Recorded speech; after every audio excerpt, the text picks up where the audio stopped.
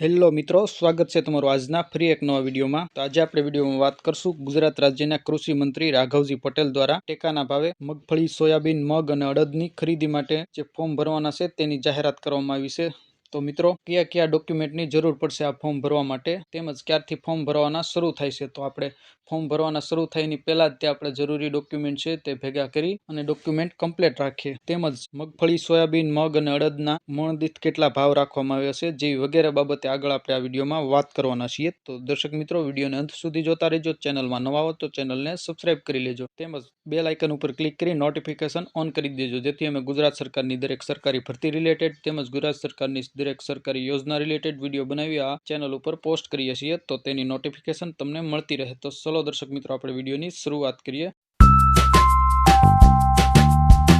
તો સૌપ્રથમ દર્શક મિત્રો, કૃષિ વિભાગના જે મંત્રી છે રાઘવજી પટેલ, તેના દ્વારા ટેકાના ભાવે મગફળી, સોયાબીન, મગ અને અડદની ખરીદી કરવા માટે ફોર્મ ભરવાની તારીખ જાહેર કરવામાં આવી છે। તો આપણે શરૂઆતમાં જે તારીખની વાત કરીએ તો 1 સપ્ટેમ્બર 2025 થી 15 સપ્ટેમ્બર 2025 સુધી જે નાફેડનું ઈ સમૃદ્ધિ પોર્ટલ છે તે ખુલ્લું મૂકવામાં આવશે। ત્યાં સુધી આપણે જે ઓનલાઈન ફોર્મ છે તે ભરી શકશું 1/9/2025 થી 15/9/2025 સુધી, જેમાં 4 પાકોની ટેકાના ભાવે ખરીદી કરવામાં આવશે। જેમાં મગફળીની વાત કરીએ આપણે તો તેનો ભાવ જે મણ દીઠ છે તે 1452 રૂપિયા રાખવામાં આવેલો છે। જ્યારે મગની વાત કરીએ તો 1753 રૂપિયા ભાવ રાખવામાં આવ્યો છે। ત્યાર પછી અડદનો જે ભાવ છે તે 1560 રૂપિયા મણ દીઠ રાખવામાં આવ્યો છે। તેમજ સોયાબીનનો જે ભાવ છે તે 1065 રૂપિયા મણ દીઠ રાખવામાં આવ્યો છે। તો આ 4 જે પાકો છે તેના ટેકાના ભાવે ખરીદી માટે ઓનલાઈન ફોર્મ 1 સપ્ટેમ્બર 2025 થી 15 સપ્ટેમ્બર 2025 સુધી આપણે જે નાફેડની ઈ સમૃદ્ધિ પોર્ટલ છે તેના ઉપર આપણે ફોર્મ ભરી શકીએ છીએ। ત્યાર પછી મિત્રો, આપણે જે જરૂરી ડોક્યુમેન્ટ છે તેની વાત કરીએ તો 7/12/8 ની નકલ જે છે તે આપણે વીસીઈ મારફતે અથવા મામલતદાર કચેરી અથવા આપણે જાતે ડાઉનલોડ કરી અને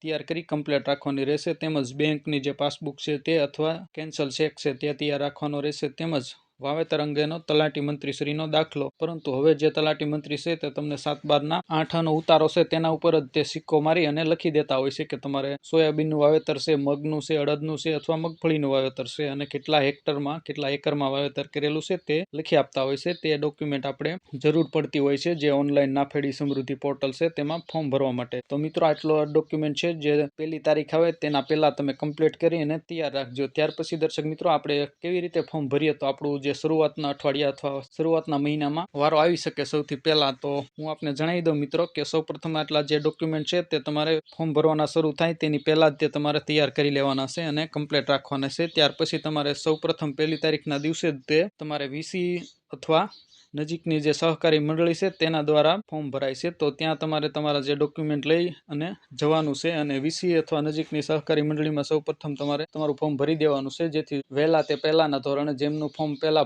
ભરેલું છે તો તેમને પહેલા વારો આવશે। જે આપણે આગળના વર્ષે જે રીતે ફોર્મ ભરાણા હતા અને જે લોકોનો ખેડૂતનો વારો આવતો એના ઉપરથી આપણે એવું કહી શકીએ છીએ કે આ વખતે પણ એવું બની શકે કે જે લોકોએ પહેલા ફોર્મ ભરેલું છે તેને શરૂઆતમાં પહેલો વારો આવે। તો મિત્રો, તમારે ટેકાના ભાવે જો પાક વેચવાનો છે તો તમે ઝડપથી તમારા જે ડોક્યુમેન્ટ છે તે તૈયાર કરી લેજો અને વહેલા તે પહેલા તમારા જે ફોર્મ છે તે તમારે નજીકની વીસી ઓફિસ, ગ્રામ પંચાયત એટલે કે ત્યાંથી તમારે ફોર્મ ભરવાનું રહેશે। તો આ રીતે દર્શક મિત્રો, તમે તમારું જો પાક વેચવા માંગતા હોય તો જરૂરથી ફોર્મ ભરી દેજો। આશા રાખું આ વિડીયો તમને પસંદ આવ્યો હશે। વિડીયો પસંદ આવ્યો તો વિડીયોને લાઇક, શેર અને ચેનલને સબસ્ક્રાઇબ કરવાનું ભૂલતા નહીં। તમારા કોઈ પ્રશ્ન હોય તો અમને ચોક્કસ કમેન્ટ કરીને જણાવજો, અમે તમારા પ્રશ્નોનો ઉત્તર આપશું અને ફરી એક નવા ટોપિકમાં, નવા વિડીયો સાથે મળશું। ત્યાં સુધી જય હિન્દ, વંદે માતરમ।